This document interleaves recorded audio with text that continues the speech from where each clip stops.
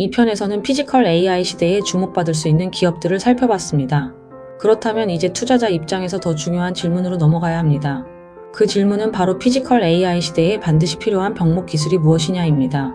첫 번째는 연산입니다. 로봇은 실시간으로 보고 판단해야 합니다. 카메라 영상, 센서 데이터, 주변 환경, 사람의 움직임을 동시에 처리해야 합니다. 모든 데이터를 클라우드로 보내 판단할 수는 없습니다. 지연 시간이 생기면 로봇은 위험해집니다. 그래서 로봇 안에서 직접 추론하는 온디바이스 AI와 엣지 컴퓨팅이 중요해집니다. 두 번째는 센서입니다. 로봇이 현실을 이해하려면 눈과 귀와 촉각이 필요합니다. 카메라, 레이더, 힘 센서, 촉각 센서, 관성 센서가 중요해질 수 있습니다. 세 번째는 구동계입니다. 로봇이 움직이려면 모터, 감속기, 액추에이터가 필요합니다. 특히 휴머노이드 로봇은 사람처럼 걷고 팔을 움직이고 손을 써야 하기 때문에 수많은 관절과 정밀한 구동 장치가 필요합니다. 감속기는 로봇 관절의 힘과 정밀도를 좌우하는 핵심 부품입니다. 액추에이터는 로봇의 근육에 해당합니다. 로봇이 많아질수록 이 부품들의 수요도 커질 수 있습니다. 다만 부품주는 기대감만으로 보기보다는 실제 공급망에 들어갈 수 있는지, 양산 품질과 원가 경쟁력이 있는지까지 봐야 합니다. 네 번째는 데이터입니다.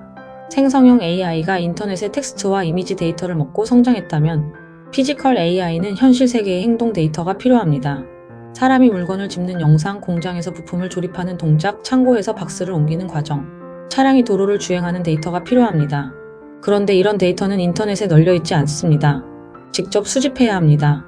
그래서 실제 공장과 차량과 로봇을 가진 기업이 유리할 수 있습니다. 피지컬 AI 시대의 데이터는 단순한 문서나 이미지가 아니라 현실의 행동 데이터입니다. 다섯 번째는 시뮬레이션입니다. 실제 세상에서 로봇을 무한히 훈련시킬 수 없기 때문에 가상세계가 필요합니다. 디지털 트윈으로 공장을 만들고 그 안에서 로봇이 수없이 연습하고 실패하고 수정해야 합니다.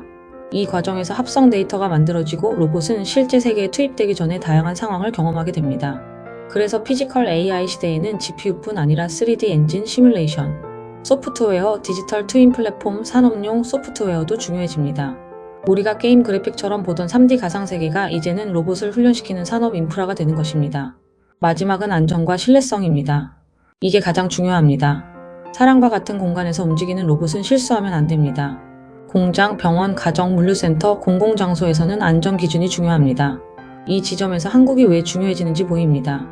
한국은 단순히 AI 모델을 잘 만드는 나라라서 주목받는 것이 아닙니다. 오히려 한국의 강점은 현실 세계에 있습니다. 반도체 공장, 자동차 공장, 배터리 공장, 조선소, 물류센터, 가전 제조, 디스플레이 라인, 통신 인프라가 있습니다. 그래서 젠슨 황이 한국에서 로보틱스를 이야기한 것은 단순한 립서비스가 아니라 AI가 제조업으로 내려오는 흐름과 맞닿아 있다고 볼 수 있습니다. 한국은 AI 모델 경쟁에서 미국 빅테크와 정면 승부가 쉽지 않을 수 있습니다. 하지만 AI를 로봇에 적용하는 영역에서는 충분히 의미 있는 위치를 만들 수 있습니다. 피지컬 AI는 AI 반도체 사이클의 다음 확장판으로 볼 수 있습니다. 그런데 새로운 테마가 뜨면 시장은 처음에 이름부터 삽니다. 로봇이라는 단어가 붙으면 일단 오르고 AI라는 단어가 붙으면 더 강하게 반응할 수 있습니다. 하지만 시간이 지나면 숫자를 봅니다. 실제 매출이 있는지, 고객사가 있는지, 반복 수주가 가능한지, 이익률이 나오는지, 소프트웨어 매출이 붙는지, 유지보수 매출이 있는지를 보게 됩니다. 결국 피지컬 AI도 처음에는 스토리로 움직이지만 마지막에는 실적으로 검증됩니다. 그래서 투자자는 흥분하되 동시에 냉정해야 합니다. 특히 국내 로봇주를 볼 때는 더 구분해서 봐야 합니다. 실제로 로봇 완제품을 만드는지, 부품을 공급하는지, 협동 로봇을 파는지, 스마트 팩토리 솔루션을 제공하는지, 대기업과 협력 관계가 있는지, 수출이 가능한지, 소프트웨어 역량이 있는지 확인해야 합니다. 로봇 산업은 생각보다 하드웨어 마진이 낮을 수 있습니다. 양산 난이도도 높고 고객 현장에 맞춘 커스터마이징 비용도 큽니다. 그래서 로봇을 한번 판매하고 끝나는 구조인지 유지 보수와 구독, 소프트웨어 업데이트, 데이터 기반 최적화까지 이어지는 구조인지가 중요합니다. 피지컬 AI의 가장 큰 기회는 인구 구조와도 연결됩니다. 한국, 일본, 유럽, 중국 모두 고령화와 노동력 부족 문제를 겪고 있습니다. 제조 현장에서는 숙련공이 줄고 있고 물류센터에서는 반복 노동이 많으며 요양과 돌봄 영역에서는 인력이 부족합니다. 로봇은 단순히 사람을 대체한다는 논쟁만으로 볼 문제가 아닙니다.